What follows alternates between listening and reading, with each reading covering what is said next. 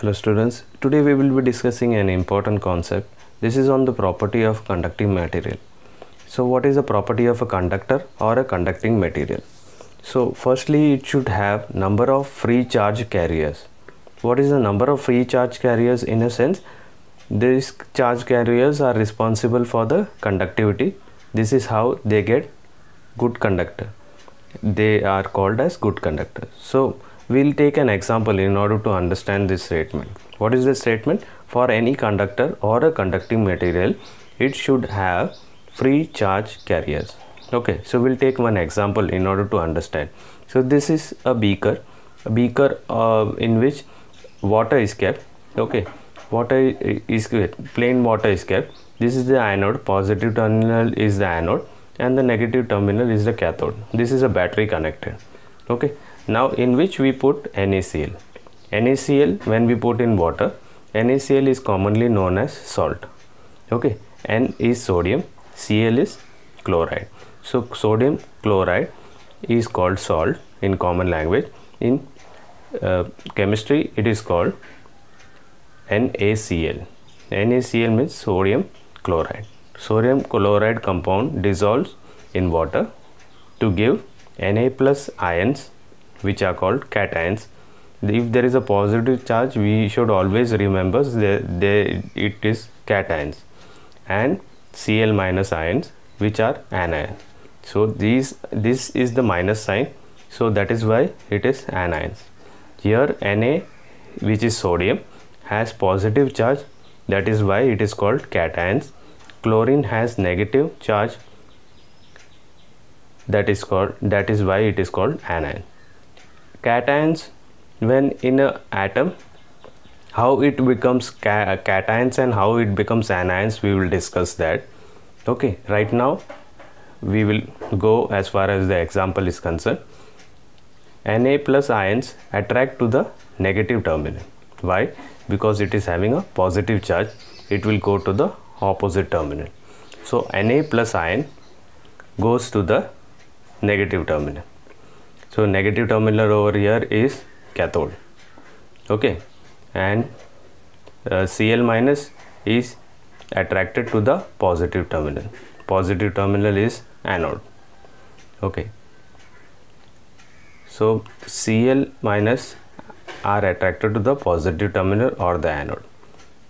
In this way, water starts to act as a good conductor or an electrolyte. What is an electrolyte? In a sense, water becomes a good conductor. Before putting NaCl, water was not a good conductor. As soon as salt is put, water becomes a good conductor. Why? Due to the flow of anions.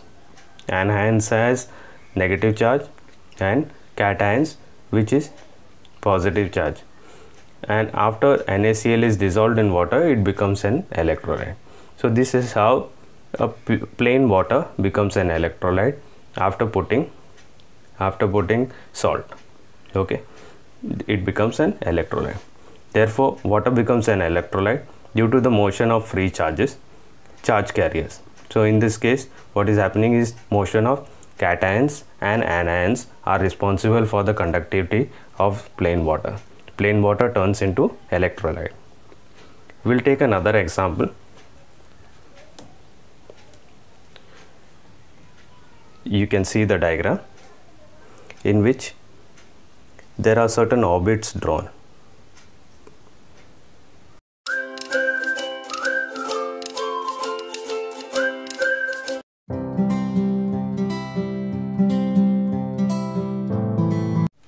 Let's discuss the second example. In the second example, we have taken two comparisons. One, we have taken a metal over here. You can see there is a metal, and we have taken a non-metal. So this is the atomic level picture, and this is the atomic level picture. You can see in the picture is clear. This is the nucleus, this is the center part. So here also there is a nucleus in non-metal. Okay, and around it are shells. So first shell is K shell, then L shell, M shell, and so on and so forth. Okay, so this is a picture. You can easily understand the electrons are there in particular shells. So electrons are arranged, see how it is arranged. Here K maximum it is 2 over here. The 2 electrons are shown over here. Then we can arrange in the second shell, L shell, maximum 8. We have arranged 8 over here. Then we can arrange 2. So this is 12. Atomic number is 12. So you can see there are 2 electrons in the outermost cell. And metals, they have loosely bound electrons in the outermost cell. Nucleus has no control over the outermost electrons. So what is happening is that this in metals, what is happening is the outermost shell is loosely bound. Why? Because there are 1 or 2 electrons in the outermost shell, and the nucleus has no control on the outermost electrons. These electrons, outermost electrons, they go outside of the atom. Once they go outside of the atom, if 1 electron is going outside of the atom, that particular atom will get positive 1 charge.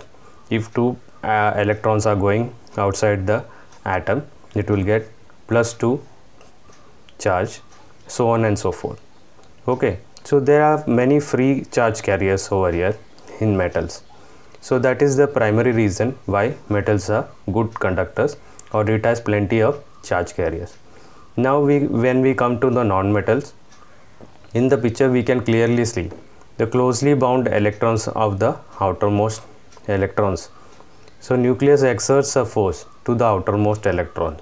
It is slow, closely bound. You can see in the picture the size of the metals and the non-metals. So we are going to the comparison part. So once we go to the comparison part, we can see that metals and non-metals can easily compared with the size. What is happening here? The size is much more bigger, okay, in metals as compared to the non-metals.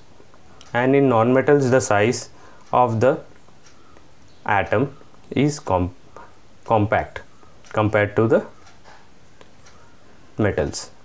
Second comparison is that it has more number of free charge electrons. So metals have more number of free charge electrons, okay, we have discussed that. And non-metals does not have free charge electrons. So the third comparison is that due to more number of free charge electrons, metals have conductive nature, hence they are called good conductors. Now in non-metal, what is happening is that there are no free electrons or charge carriers. That is why they are called, non-metals are called bad conductors or not good conductors of, okay. So this is the 3 primary reasons why metals and non-metals are called good conductors and bad conductors. Firstly is due to the size, then free charge carriers, then the conductive nature is due to the free charge carriers. Okay, so we have discussed all these 3. Thank you.